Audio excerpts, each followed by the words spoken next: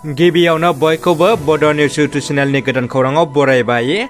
नोंथांमोननि थाखाय बे समाव माखासे खौरां लाबोदों। भिडिअखौ जोबजासे नायलांनो दाबाव आरो चेनेलाव गोदानब्ला अन्नानै साबस्क्राइब खालामना बेल आइकनआ अलाव होनानै ला आरो भिडिअखौ लाइक कमेन्ट शेयार खालामनो गुरै खावलायबाय। दानिया फैदो दिनैनि खौराङाव। गिबि खौराङाव दङ सोलोंथाइ बिफाननि मन्थ्रि रमेश पेगुआ गासै सोलोंथाइ फसंथानफोरखौ डिजिटेल फर्म बानायनानै लानो बिथोन होदों। दिनै 14 जुलाइ खालि गुवाहाटीआव थानाय श्रीमन्त शंकरदेव कलाक्षेत्रनि इन्टारनेशनेल अडिट'रियामाव मोनसे मेल खुंफुंनाय समाव आसामनि सोलोंथाइ बिफाननि मन्थ्रि रमेश पेगुआ फैबाय थानाय समाव आसामनि गासै सोलोंथाइ फसंथानफोरखौ गावबागाव ससियेल मिडिया प्लेटफर्म जेरै फेसबुक आरो टुइटार बायदि एकाउन्ट बानायनानै लानो बिथोन होदों, जायनि गेजेरजों फरायसा आरो सोलोंथाइ फसंथानफोरनि गेजेराव थोंजोङै खाथि सोमोन्दो लाखिनो हायो।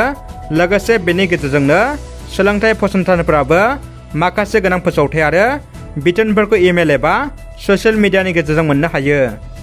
बर' हारिनि थाखाय गावखौ बावसोमबोनाय बारग' एनडिबिपिनि बि दैखु जोहोलावा गोब्राब बेरामजों नाख्रेबजाना दङ। सरकार आरो रायजो राजानिफ्राय अनसुंथाइ हास्थायदों न'खरनि सोद्रोमाफ्रा। क'क्राझार जिल्लानि सिङाव थानाय सेकादानि गामिनि बिनन्द चन्द्र ब्रह्मनि फिसाज्ला दिदार कुमार ब्रह्मआ गोबाव सम एनडिबिपि आफादाव बर' हारिनि थाखाय दावहा नांबोनाय दिदार कुमार ब्रह्म मुंनि जोहोलावा बेंगुरा जानानै सुगार पेरालाइसिस किडनिनि बेरामजों भुगिनांनानै दङ। गोबाव सम बर' हारिनि थाखाय गबिन्द बसुमतारिनि हानजाजों एनडिबि आफादाव नांबोनानै एसे सम न'खरजों रायजो जादोंमोन दिदार कुमार ब्रह्म एबा बि दैखु मुंनि जोहोलावा। गोब्राब बेरामाव गोग्लैनानै हा हु मोसौ मोसा धोन दौलत फाननानै फाहामथाय लादोंब्लाबो दिनैसिम हामाखै बिथांनि बेरामा। दिनै राहा गोथे जानानै बेंगुरा देहाखौ फाहामथाय होनो थाखाय मावबोनाय आफादनि दैदेनगिरि गबिन्द बसुमतारि आरो लोगोफोरखौ नायफैनो खावलायदों न'खरनि सुबुंफ्रा। फाहामथाय होनो थाखाय एसे रां अनसुंथाइ होनो थाखाय बारग' एनडिबिनि दैदेनगिरिफोरखौ खावलायहरदों न'खरनिफ्राय। लोगोसे रायजो राजा आरो सोरखारनावबो अनसुंथाइ मोननो हास्थायदों दुखुथिया न'खरा। सापागुरि ककलाबारि दखरा एबसुआ 13 बोसोरनि सिंनि हौवासाफोरनि जोलुर गेलेनाय हाबाफारिखौ दिनैनिफ्राय जागायबाय।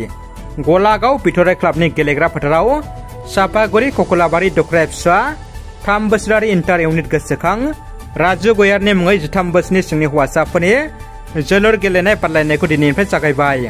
आबसुनि बड'फा गोजोरथियारि सोलायनाय मावथांखि बायदियै 13 बोसोरनि सिंनि हौवासाफोरनि जोलुर गेलेनाय बादायलायनाय हाबाफारिखौ गासै दखरा एबसुफोरखौ लानाय नुनो मोन्दों। बेबायदिनो बाक्सा जिल्लानि सापागुरि ककलाबारि दखरा एबसुआबो दिनैनिफ्राय 3 बोसोरारि इन्टार इउनिट गोसोखां राजु गयारनि मुङै 13 बोसोरनि सिंनि हौवासाफोरनि जोलुर गेलेनाय बादायलायनायखौ दिनैनिफ्राय जागायबाय। इन्टार इउनिट गोसोखां राजु गयारि 13 बोसोरनि सिंनि हौवासाफोरनि जोलुर गेलेनाय बादायलायनाय हाबाफारिखौ बेखेवनानै सापागुरि ककलाबारि दखरा एबसुनि बोसोनगिरि बैकान्त बसुमतारि बिथाङा। लोगोसे बाहागो लाबावदों गलागाव पिसिटिसिनि चेयारमेन एन्टनि हाज'वारि, बरफांगुरि फरायसालिनि गाहाय फोरोंगिरि जायख्लं सयगियारि बिथांमोना बाहागो लायो। धेमाजि जिल्ला दुलाराय बर' आइजो अनसाय आफादा 37थि दुलाराय बर' आइजो अनसाय आफादनि जोनोम सान फालिदों। धेमाजि जिल्ला सिमेन्टसापुरि सानजारि नोगोर धेमाजि जिल्ला दुलाराय बर' आइजो अनसाय आफादनि गाहाय मावखुलियाव दुलाराय बर' आइजो अनसाय आफादनि 37थि जोनोम सान फालिदों। मख'नो गोनांदि फुंबिलि समाव हाबाफारि बायदियै फिरफिला बिरहोयो धेमाजि जिल्ला दुलाराय बर' आइजो अनसाय आफादनि आफादगिरि फुलेश्वरी दैमारिया। बे हाबाफारियावनो बिफां फुलि गायजेनो मिरु आइजो अनसाय आफादनि फोसावदिं नेहाथारि कमिला ब्रह्मआ। बिनि उनाव मुंख्लंफोरनो बिबार बावजेनो धेमाजि जिल्ला दुलाराय बर' आइजो अनसाय आफादनि लोगो आफादगिरि फामे सरगियारिया। बे हाबाफारियावनो मोनबा दखरा आइजो अनसाय आफादनि दैदेनगिरि बोसोनगिरिफोरनि नुजाथिनायाव हाबाफारिया मेहेरगोनांसिन जायो। पर्बत जरानि टक्रागाव रापापारा गामियाव पिएचडि दै जगायग्रा बिफाना दिनैसिमबो मावफुंजोबाखै।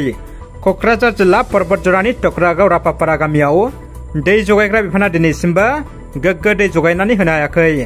गामिनिनो गामि बोराया फोरमायनाय बायदिब्ला 4 बोसोरनि सिगांनिफ्रायनो बे दै जगायग्रानि खामानिखौ मावदोंमोन, नाथाय दिनैसिम जाफुङैनि थाखाय गामिनि सुबुंफ्रा खुद्रिदों। बेराफारसेथिं गामिनि गोबां सुबुंफ्रा दैनि जेंनाखौ थाबैनो बोस्रांनो थाखाय BTR सरकार आरो आसाम सरकारखौ खावलायहरदों। दानिया फैदो गुबुन मोनसे खौराङाव। गसाइगाव महकुमानि SDM दै हान्था मेलानि थाखाय माखासे सांग्रांथिफोर फोसावदों। गसाइगाव महकुमानि सिङाव थानाय संकस गुरुपेला गङियानि अनगायैबो गुबुन गुबुन दैमा दैसायाव नावनि गेजेरजों दावबायारिफोर आरो माल माथा मुवा बेसादफोरखौ जेबो रोखोमनि रैखाथि गैयाजासे रोगादों। दासान्दि सोलिनाय थासारिनि थाखाय गसाइगाव महकुमानि एसडिएम अरेनक सैखिया सुबुंफोरनि जिउ आरो मालमाथा मुवा बेसादफोर खहा जानायखौ नोजोर होनानै दै हान्था मेलानि थाखाय सांग्रांथिफोर फोसावदों। गंसे गावारि देहा फाहामसालियाव गोरोन्थि फाहामथाय होनायनि जाहोनाव सासे उन्दै गथ'सानि जिउ खहा। आसामनि गंसे गावारि देहा फाहामसालियाव गोरोन्थि फाहामथाय होनायनि जाहोनाव सासे 9 दाननि उन्दै गथ'सानि जिउ खहा जादों होननानै दिनै 14 जुलाइ खालि खौरां मोननाय जादों।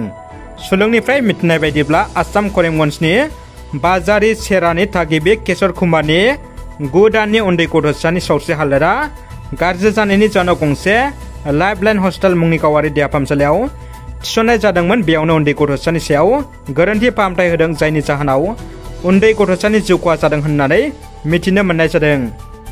गसाइगावनि बर'बादायाव दैबानानि गोहोमाव गोग्लैना राहाबादायाव थानांदों।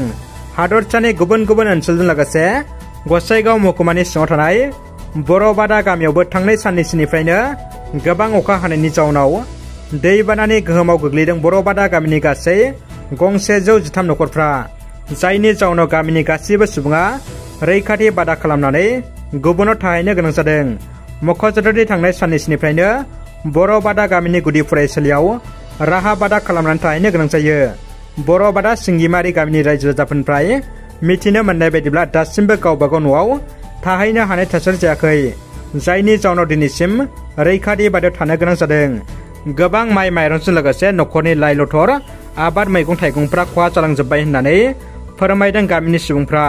लोगोसे बोरमा, अमा, मोसौ मैसो, दाउ फारौ बायदिफोराबो थानो दोननो थाखाय जायगा गैयैजों लोगोसे गोबां बायदि जेंनाजों भुगिनो गोनां जादों होननानै फोरमायबावो ओनसोलनि सुबुंफ्रा। बेनिनो दिनै दैबानाजों भुगिनांनानै रैखाथि बादायाव थानांनाय सुबुंफोरनो जाग्रा बिफाननिफ्राय माइरं, दालि, थाव गुबै बायदिफोरखौ राननानै होदों।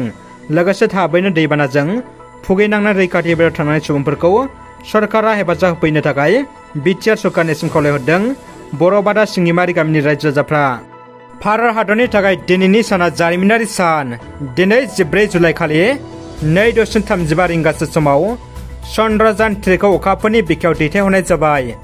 चन्द्रयान 3आ भारतनि अखाफोराव दैथायहरजानाय 3थि मिशन। चन्द्रयान 3खौ दैथायहरनायनि उनाव भारतआ आमेरिका जुथाइ हादर, रासिया आरो चीननि उनाव 4थि जाफुंसारनाय हादर जागोन होननानै मिथिनो मोननाय जादों। भारतनि बे गेदेरथार जारिमिन रनसायनायाव इसोरनि हाबाखौ साफ्रोमबो भारतारिफ्रा गोजोननाय आरो गोग्गानाय मोन्दों। दानिया फैदो जोबथा खौराङाव।